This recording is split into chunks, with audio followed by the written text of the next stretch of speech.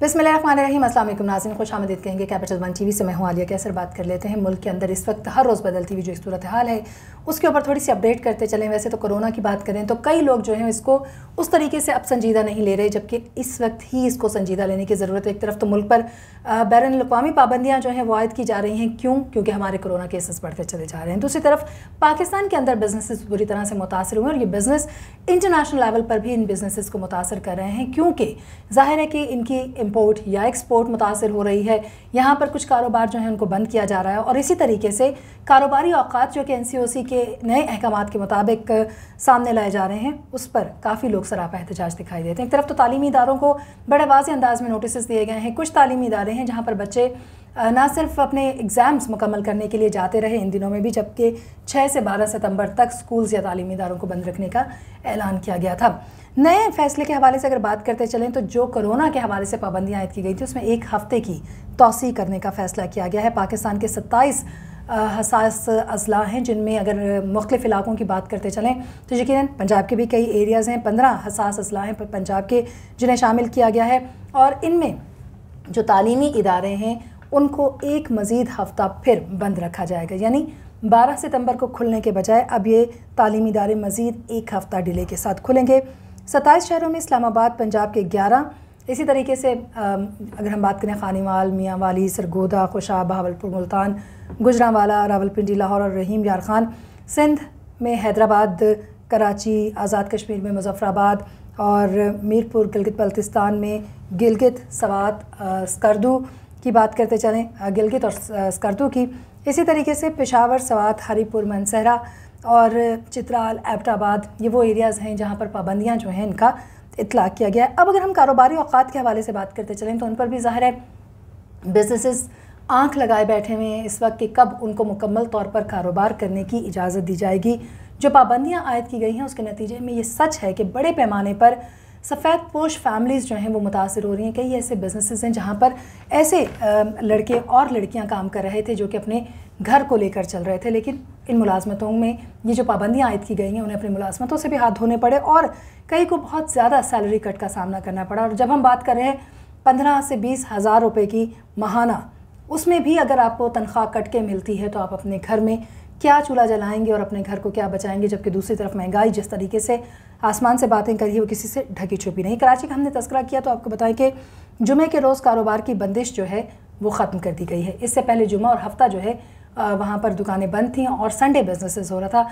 अब जो नई NCOC की पाबंदी थी, वैसे पंजाब के हवाले से और पाकिस्तान के दीगर शहरों के हवाले से बात करते चलें तो जुमा बिजनेसेस हो रहे थे, हफ्ता इतवार जो है उनको कारोबारी मार्केटों को बंद रखा गया था।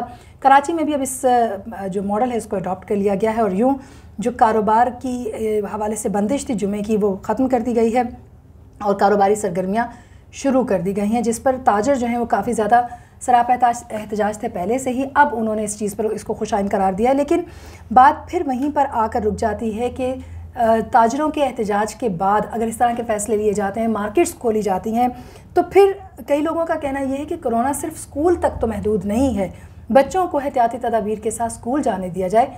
जिन पाबंदियों का इतलाक़ जहाँ पर होना चाहिए, जैसे कि अगर हम देखें तो इस वक्त कैंटोनमेंट के जो इंतखाबात हैं उनके हवाले से हमें हर गली कूचे मोहल्ले में बड़े बड़े पैमाने पर जो है वो लोग गैदरिंग करते हुए दिखाई देते हैं। जो उन्होंने अपने ऑफिसेज़ बनाए हुए हैं, सेक्रेटेरिएट्स बनाए हुए हैं, बड़े बड़े पोस्टर्स लगे हुए हैं, देगें पक रही हैं, लोग जमा हैं, वहाँ पर कोरोना का कोई इतलाक़ नहीं, कोई मास्क नहीं पहना हुआ, कोई पाबंदी नहीं। तो ऐसे में ये देखना होगा हुकूमत को कि जो मुल्क के मुस्तकबिल के लिए ज़रूरी है वहाँ पर वो इक़दाम लें। जहाँ पर इस तरह के इज्तिमात हैं उनको भी नज़र में रखें और उनको भी ख़त्म किया जाए, क्योंकि कारोबार डायरेक्टली लोगों के घरों, उनके चूल्हे, उनके फ्यूचर पर अफेक्ट कर रहा है, जबकि दूसरी तरफ इस तरह की पाबंदियाँ नहीं लगाई जा रही। एक और जो खबर हम आपके साथ यहाँ पर शामिल रखना चाहते हैं, ब्रीफली में ये भी शामिल करूँगी क्योंकि ये भी एक ऐसी चीज़ है, इसमें मैं ख़ुद भी पर्सनली मुझे एक तजुर्बा ये हुआ कि जब बैंक में आपको जाकर अपनी शनाख्त के हवाले से वहाँ पर पहुँचना है और बायोमेट्रिक्स करवाने हैं तो आपका ख़ुद फ़िज़िकली ज़ाहिर है वहाँ पर होना मौजूद ज़रूरी है।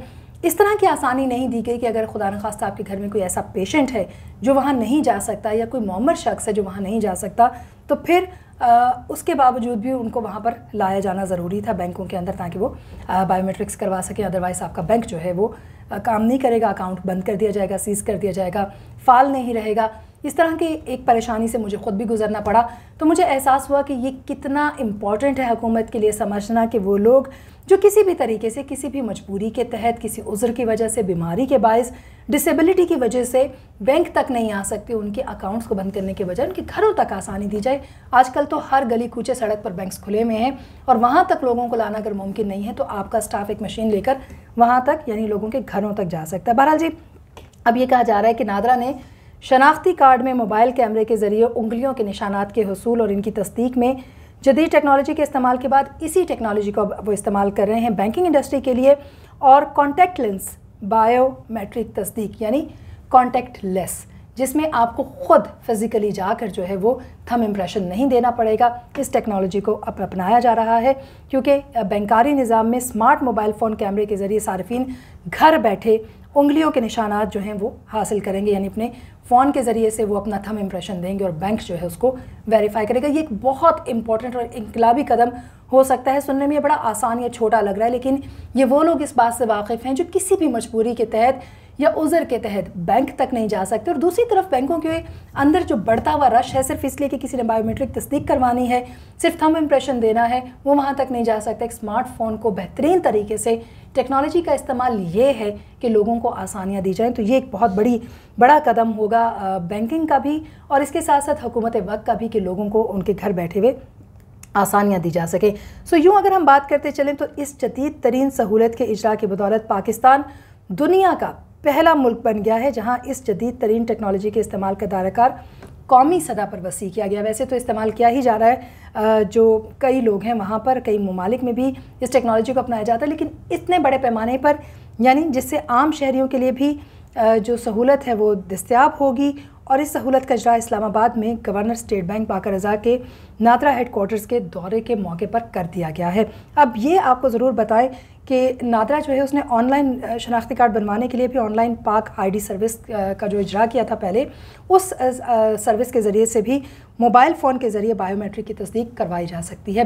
अब आपकी बैंकिंग के लिए भी ये आसान हो जाएगा। कितनी जल्दी पाकिस्तान के सारे बैंक इस मॉडल को अडॉप्ट करते हैं कहना कुछ काबिल इस वक्त है, लेकिन ये एक ऐसा कदम है, इनकलाबी कदम है जदीद टेक्नोलॉजी की मदद से कि जहाँ पर आम आदमी को आसानी भी होगी, वेरिफिकेशन भी की जा सकेगी और उसके साथ साथ आपका बैंकिंग निज़ाम जो है वो जदीद टेक्नोलॉजी की मदद से बग़ैर रश और हुजूम के लोगों को आसानी के साथ सर्व भी कर सकेगा।